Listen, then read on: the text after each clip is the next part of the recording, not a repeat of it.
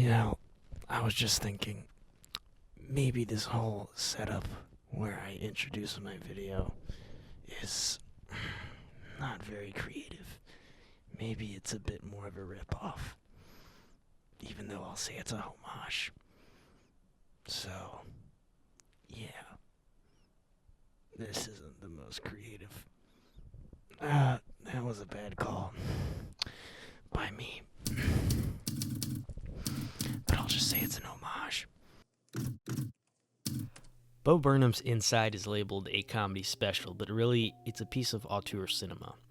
Over the past year, we were subject to some cringy and empty content by many entertainers, but while the constraints of isolation were the bane to some, Burnham was able to make it his strength. Creativity was not only something missing during the recent events, it's also something that has eluded audiences more and more in recent years. So when something truly original comes along, it's important to recognize it, especially if it had to overcome some pretty harsh circumstances. This film is just that. Its constraints made it special. It allowed brilliant material to be made, and it showed us an introspective side of Bo Burnham we've never seen, really. I was in middle school in 2012 when I first encountered Bo Burnham's early comedy rap music, and I was surprised that I still remembered some of those gut-bustingly funny lines that struck me as an adolescent. There's, got a safe full of cherries because I pop it and lock it. Girls like a fridge, once a week you should stock it. And there's my personal favorite. I'm the Easter Bunny, hey, I'm back. Used to be funny, now on crack. Alright, I'm not very mature. Burnham already showed some diversity with 8th Grade, his feature-length film and directorial debut, but Inside clearly stands out. It shows us that a good artist doesn't have to be defined by one thing. It shows us a good artist like Bo Burnham can push the boundaries to break new ground. The situation this past year allowed him to do just that. It made Inside his magnum opus. The high production value and writing quality from him alone is an impressive feat, but his solitude in his own room for the entire film allowed him to explore subjects like depression, anxiety, and loneliness, all with his clever comedic signature.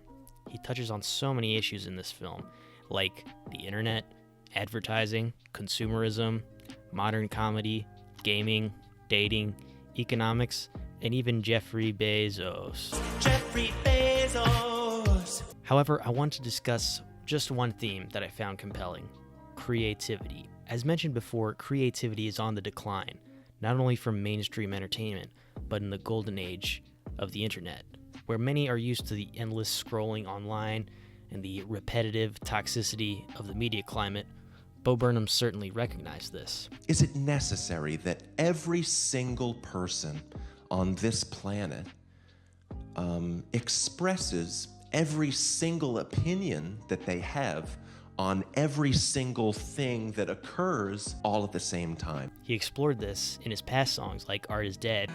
Art is dead, so people think you're funny. How do we get those people's money? I said our art is dead. We're rolling in dough while Carlin rolls in his grave. And repeat stuff. Everything I've said has been said before in 1,000 ways, in 1,000 songs, sung with the same 4 chords, but you'll still love it and let me finger you. With his new special, he revisits this, using the restrictions of a world crisis to unpack this theme in an entirely novel way. Inside calls out the modern lack of creativity and goes further by showing the viewer how originality is always around the corner. The concept of the film alone says a lot about this.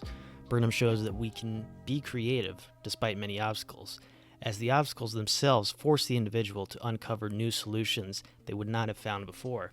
And it's not just Bo. Scientific studies have shown this idea to be valid as well. In 2016, Dr. Katrina Hout-Tromp from Rider University noticed Dr. Seuss's creativity in a short and limited book like Green Eggs and Ham. She researched this by having students write rhyming couplets for greeting cards. One group was asked to use a specific word, while the other group had no restrictions at all. As a result, the constrained group was determined to be more varied and creative by judges. This idea is evidenced in art as well, such as with pianist Keith Jarrett. In 1975, he was slated to perform at the Cologne Opera House in Germany, but there was a big problem. Well, more like a little problem. The piano at the venue was a baby grand piano with deficient pedals and a weak bass register, and it's a far cry from the larger and more advanced piano that Jared would usually need. Still though, Keith Jarrett persevered, and by using ostinatos and a rolling left hand rhythm to make up for the lack of a bass, and playing more on the center of the piano where it worked the best. What happened after that? Well, the concert became one of Keith Jarrett's most famous moments, and the recorded version, the Cologne Concert, became the best-selling solo jazz album in history. And with Inside, Bo Burnham adds credence to this hypothesis. The constraint of self-isolation allowed him to master and implement technical skills he wouldn't have done otherwise. Burnham constrained himself to one room, forcing him to use various lighting and framing to create the illusion of a diverse environment, more diverse than one stage would be for a normal comedy special. He's in the same room for the entire time, but it really hardly ever feels like it. Just take one frame from, let's say, Welcome to the Internet, and another one from White Woman's Instagram, and then another one from one of the most powerful tracks, All Eyes on Me. They all look and feel completely different. Most of the special does, really. It's grand and unique. Burnham's technical prowess is buoyed by the themes these constraints made relevant, mainly isolation and depression. Between sketches and songs, we see Burnham struggling to edit and stay sane. We see him turn 30, sitting alone in self-reflection. We see a video game version of himself excessively crying when he's not playing piano. The simple facial expressions inside and outside of the performances feel authentic because they are authentic. Burnham was clearly going through a rough patch last year, and rather than hiding it or using it as an excuse not to work, he made this depression a theme in the work. It again speaks to his artistic innovation in the face of obstacles, the obstacles of staying inside by himself, the isolation and solitude. It's hard to find real depression displayed so accurately in art. He's not acting, it's real emotion, in my opinion. Again, it's creative. To go a step further, it feels like Burnham flexed a little with his creativity, and he is completely justified in doing so. This is clearly apparent in his lampoon of reaction videos, where he has the twist of continually reacting to himself reacting. Maybe he's saying that this type of content gets dull and repetitive very fast. One could also read into the fact that he reacts to his own song and reacts to himself again and again, while just about every other reaction video online is someone simply watching the creation of someone else, and mostly they offer pretty bland commentary. The exact opposite of creativity. He touches on this again in his own parody of Let's Play streamers, or Twitch streamers. Burnham is pretending to play something he created. Streamers are just playing something they purchased. If you're into that, that's fine, but I think it is more creative what Bo Burnham is doing with it here. Overall, the special just feels so original that I can't help but appreciate it. Is it a masterpiece? I'm not sure. I'll have to go back and watch it more to decide on that, but still, it's a great piece of art, and I am glad Burnham is getting praise for it.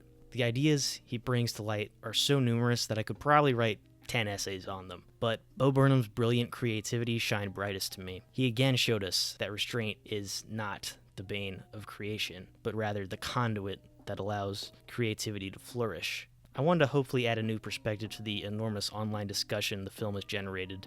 His ingenuity was something I hadn't seen mentioned too much, and it's what inspired my homage to Bo Burnham in the intro to this video. And with the way entertainment is today, we are inundated with sequels, reboots, adaptations, and just a lot of lame, boring stuff all around in my eyes. It's great when we finally get something oozing with originality like Bo Burnham's Inside.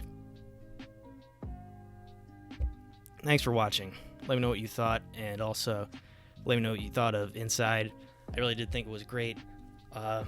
Is it a masterpiece? You know, I think that's hard to say. I think masterpiece is thrown out a lot, and I would like to view it a few more times. But it is very good. I think, it's in the contention for that title, for sure. So yeah, let me know what you thought of the video.